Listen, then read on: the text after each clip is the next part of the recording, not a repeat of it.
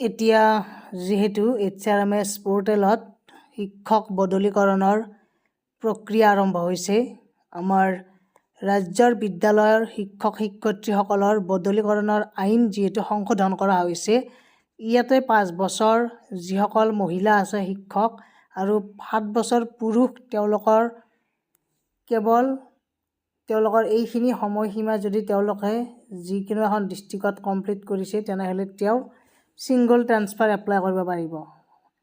গতিকে স্বচ্ছ আৰু প্ৰযুক্তিচালিত এই বদলীকৰণ প্ৰক্ৰিয়াৰ জৰিয়তে 2022 পৰাই 26লৈ ৰাজ্যজুৰি 42,813 গৰাকী শিক্ষকৰ বদলি সম্পূৰ্ণ কৰা হৈছে। পুনৰ সংশোধিত আইন ব্যৱস্থাৰ বদলীকৰণ পৰ্টেলটো HRMS.in আজিৰ পৰা মুকলি হৈছে। গতিকে টিচাৰ ট্ৰান্সফাৰ যিটো পৰ্টেল সেইটো সক্ৰিয় হৈছে আৰু বহুতৰে কাৰণে ভাল খবৰ, কাৰণ বহুতৰে 5 বছৰ মহিলাসকলৰ কমপ্লিট হৈছে আৰু 7 বছৰ পুৰুষসকলৰ কমপ্লিট হৈছে। গতিকে তেওঁলোকে ছিংগল ট্ৰান্সফাৰ এপ্লাই কৰিব পাৰিব। লগতে মিউচুৱেলটোতো চলিয়ে থাকে বছৰে। গতিকে এটা গুড নিউজ হয় আৰু পৰ্টেলটো আপোনালোকে এবাৰ দেখুৱাইছোঁ বাৰু।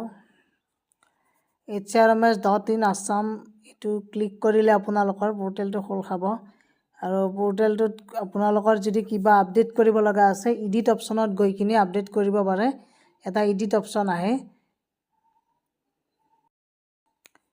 গতিকে এনেকুৱাকৈ আহিব। মই যিহেতু এডিট কৰিছিলোঁ, এডিট কৰাৰ লগে লগে 50% কমপ্লিট হোৱা দেখাইছে আৰু লাহে লাহে 100% কমপ্লিট হ'ব যেতিয়া ডিষ্ট্ৰিক্ট MIS-সকলে তেওঁলোকে ভেৰিফিকেশ্যনৰ জৰিয়তে কামটো সম্পূৰ্ণ কৰিব, তেতিয়া গোটেইখিনি আহি যাব। ইয়াতে কাষতে আহি যায়, ইয়াতে আপোনালোকৰ এডিট অপশ্যনবিলাক।